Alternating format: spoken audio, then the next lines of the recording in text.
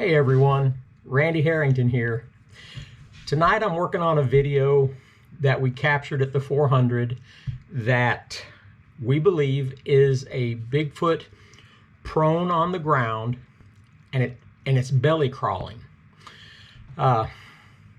Given all of the things that have happened out at the 400, if you've watched some of the other videos that we've put out, like the juvenile that was laying in the grass, this one would be laying in the grass in a similar way, but facing me. So, you know, it's going to be hard to convince someone who steps into the picture and looks at this without weighing all of the other evidence from this particular property that we've been going to since, Shane's been going out there since 2015, and I've been going out there since 2018. So a long time, lots of activity. We're getting a lot of good stuff. And Shane walked out onto a juvenile that he was able to visually see. So you'll have to certainly check that video out. I just put it out last week. But this video, we knew that we had a special video, and it does show what looks like a Bigfoot crawling on the ground to deeper cover while staying facing me. The thing is, what makes this so difficult is the type of thermal camera that I use.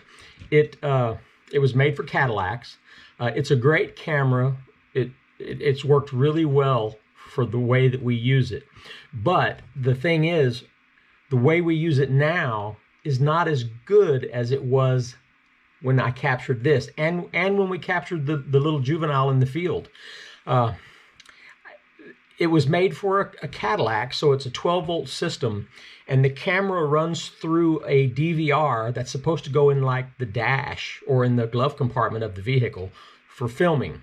And I think they made it for buses and things too, so they had the capability of running it through a DVR. But anyway, so I had that DVR on me and a battery system where everything was all connected together. You know, and I would use things like alligator clips. The connections weren't great. I never knew that I would be presenting these in YouTube videos. I wished I would have done a better job of putting my equipment together better. And indeed, we do have a better system now. The system that I'm using now is a GoPro camera that folds in and looks directly at the monitor. So if you go back and check out my video where I approached the little one at the edge of the creek bed behind my campsite when I was there at the 400, that was using the new system with the GoPro. It's much clearer. But anyways, this video here that I'm going to show you was the old system. It ran through a DVR to a flash card, and when I would hit record, there would be striations on the screen, very degraded. And then when we would download the videos, it would be even more downgraded. So it was just an inferior system. So we've got a much better system now, so if this happens again. But now let's get into this video. I drew a couple of pictures that I'm going to show you. But first, let me lay out what happens. I was in the back of the Polaris. I had a Polaris Ranger down there at the 400, and Shane and Dan Nadrello was in the cab of the truck, and I was in the bed of the truck. So we were driving from the campsite out to the flats, to the mud flats area where we always find these footprints. And so I was just filming in the brush and in the trees as we were going. And on the same side of the trail that we caught that little one at a later date, that if you check out the video, you will see how that all transpired. Somewhere halfway between where we captured that little one and where the base camp was, I see a heat signature while I'm in the back of the Polaris, and we are heading west towards the mud flats. And the plan was that I would whistle at them and they would stop if I saw something. So I did. And you're going to see all of this on video, but it's very undulating video because I'm in the back of a Polaris Ranger. But you're going to see a heat signature. You're first going to see the campfire. The campfire is raging hot in the thermal camera as we're leaving camp. So you'll see it. And then as I'm panning south off the trail, heading a ways, maybe 50, 60, 100 yards, you can see a heat signature. So I whistle and stop and get out. And you're going to see what this thing does. We can never identify it as any animal that we know. And we'll just go from there. I'm going to let you see the video, and then I will show some pictures and then re-show some things that you're going to find interesting. But I would like you to see, when the thing is on the ground, what appears to be a head and two shoulders and the arms undulating. The head appears to be much brighter heat than the shoulders. And we're assuming, because the shoulders are covered in hair, that the heat is diffused a little bit, whereas the face wouldn't have any hair on it, so it's much brighter. So you've got like three circles, shoulders and a head moving in this direction. So you've got three circles, and the middle circle, which would be the face, looks much brighter because of the heat giving off. So that's enough instructions. Let's get into the video. Okay, here's where I'm leaving camp, and you can see the campfire and the trail. And I immediately look to the south and see a heat signature. There it is, right there. You can see it, that little white speck. So I whistle to the guys to stop, and I hop out and start filming it.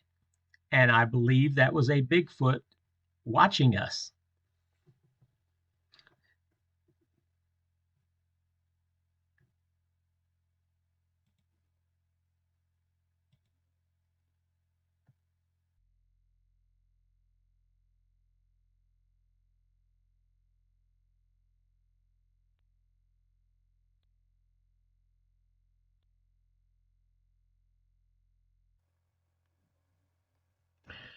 Now, most animals that we see with a thermal is either a deer or maybe a raccoon out here at the 400.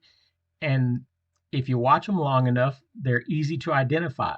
But the red flag for this thing here was that it never revealed itself. And it looks like a head and torso, shoulders, down low to the ground, facing us or facing me.